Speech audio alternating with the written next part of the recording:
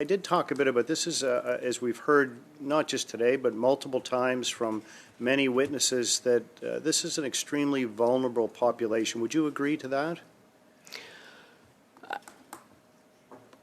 Everyone has an opinion about Canadian federal politics. Oh, yeah. Hey gang, what's up? Just Aaron right here, Canadian Looney. So we have so many stars in these committee videos from the Conservative Party. Some of my favorites: Larry Brock, Kelly Block, Michael Barrett, Stephanie Cousy, Melissa Lantsman, Jos Raj Halan.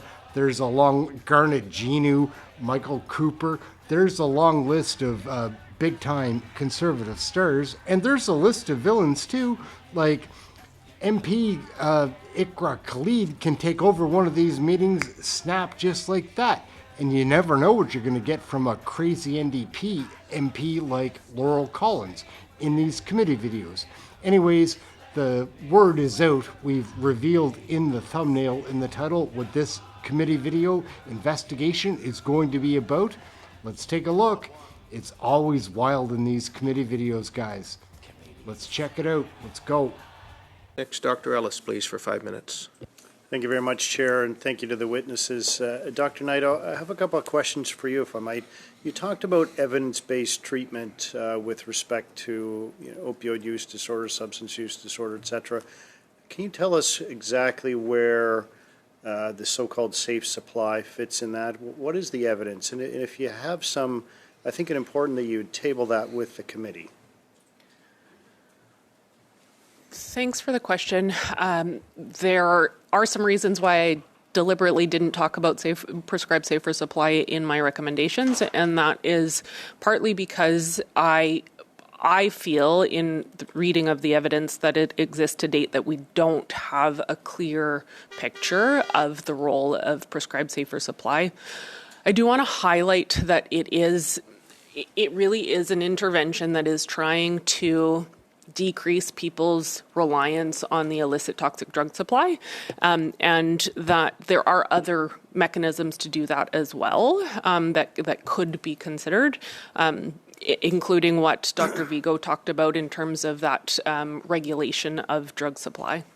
So Dr. Knight, if I hear you correctly, and this is your area of specialization, this is what you do, that realistically the use of, as you call it, prescribed safe supply, which I'm not entirely sure how much prescribing is going from some of the testimony we've heard, simply because there doesn't always appear to be a significant doctor-patient therapeutic relationship that exists.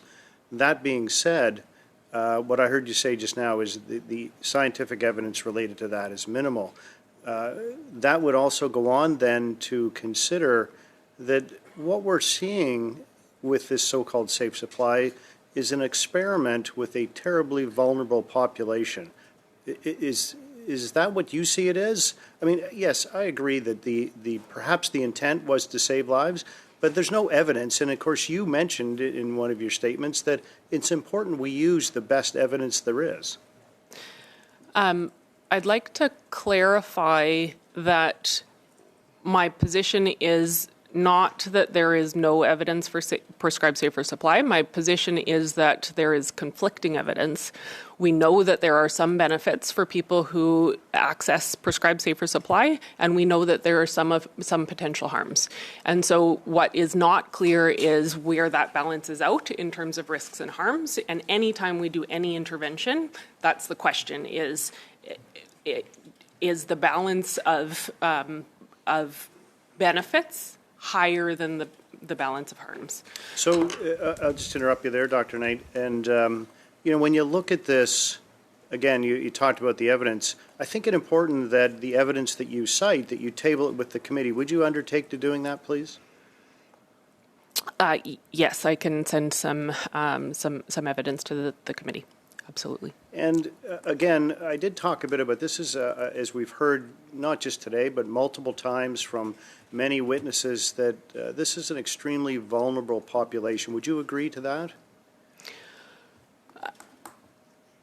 I would agree that lots of people with substance use disorders have aspects of vulnerability. there are lots of people who have substance use disorders who are highly functioning people in our society as well.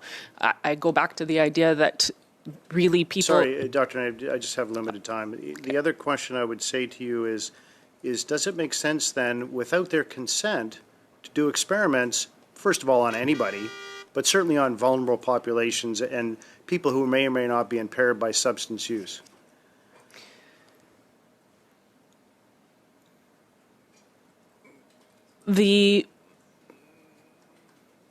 I said this earlier in one of my comments. When we're doing scientific research, there are checks and balances in terms of the ethics and in terms of...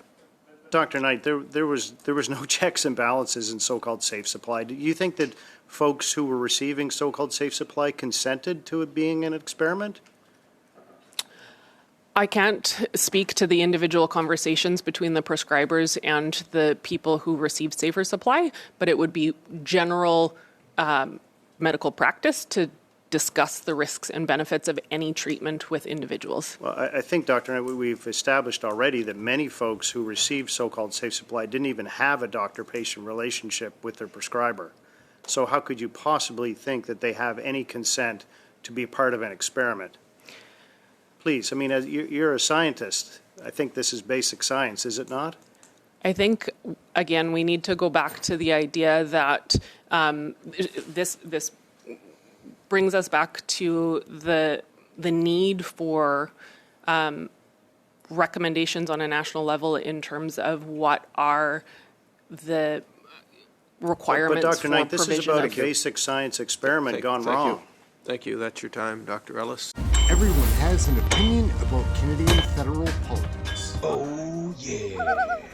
So I don't know what we really should think about what we just saw in that committee video. It's so hard to get answers. These conservatives are asking the right questions. We see it all the time.